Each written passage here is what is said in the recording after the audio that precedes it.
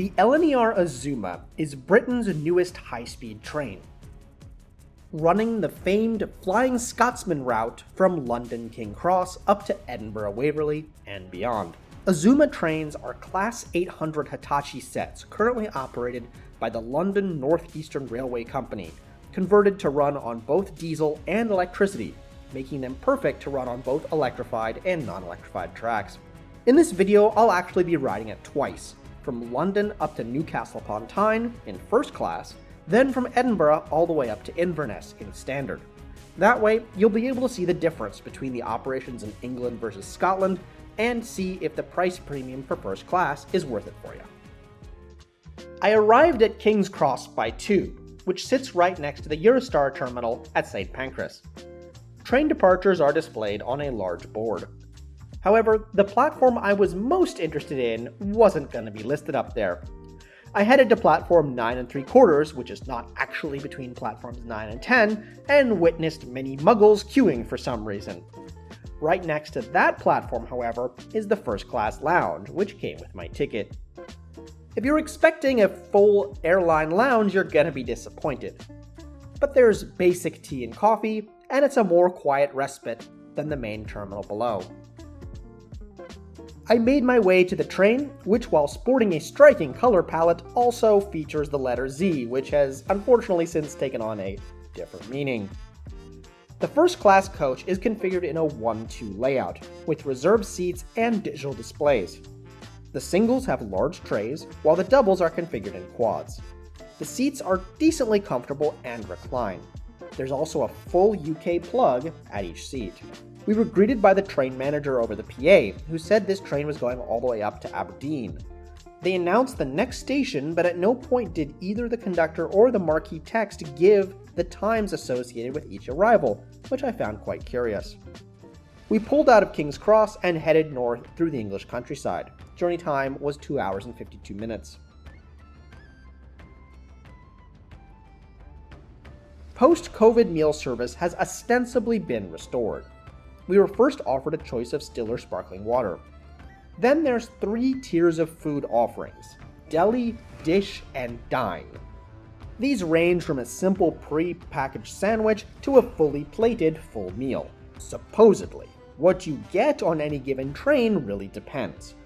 You'll need to consult your very own Rosetta Stone to figure out what is served, as there seems to be no rhyme or reason on the times or prices of the ticket reflecting the catering. I had carefully selected a train with the dish offering on the day I was traveling, except the cabin attendants said we were getting deli, so that's what we got.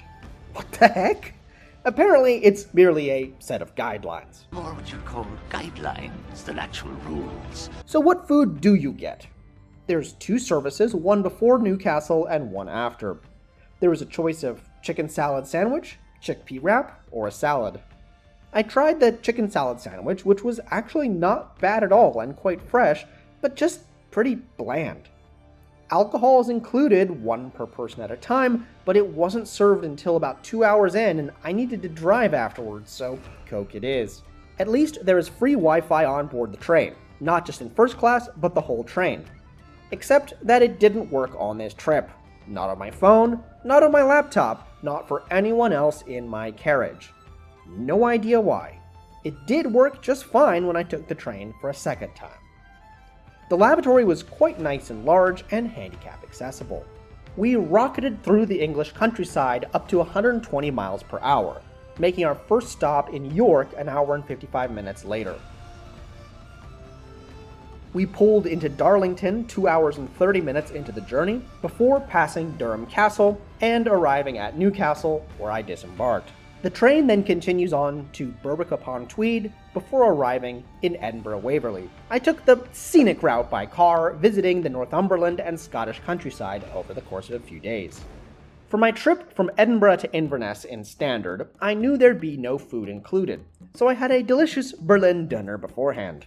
Not all Azumas continue up through Edinburgh, and the trains that terminate have their own dedicated platforms.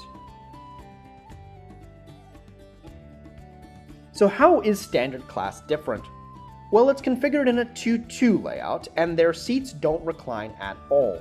They are significantly less spacious and comfortable. The tray is also much smaller. There's still in-seat power though, which is great. We pulled out of Edinburgh Waverley station and headed northwest before winding through the Highlands. Travel time was 3 hours and 26 minutes. The trip north of Edinburgh is a bit more of a local service, stopping only 3 minutes later at Haymarket, before Falkirk and Stirling. There's 6 other stops up in the Highlands before Inverness that I'm not even going to try and pronounce. The train also doesn't reach the same top speeds, topping out just shy of 100 miles per hour, slowing to 60 as the tracks wind through the Highlands. While there's no service, one neat feature is that you can order food and drink directly to your seat and have it delivered. That's really cool. There's also the cafe car if you prefer to go yourself. Wi-Fi was also working, though it isn't particularly fast. What makes the journey special, though, is the scenery, as the sun set on the stark beauty of the Highlands.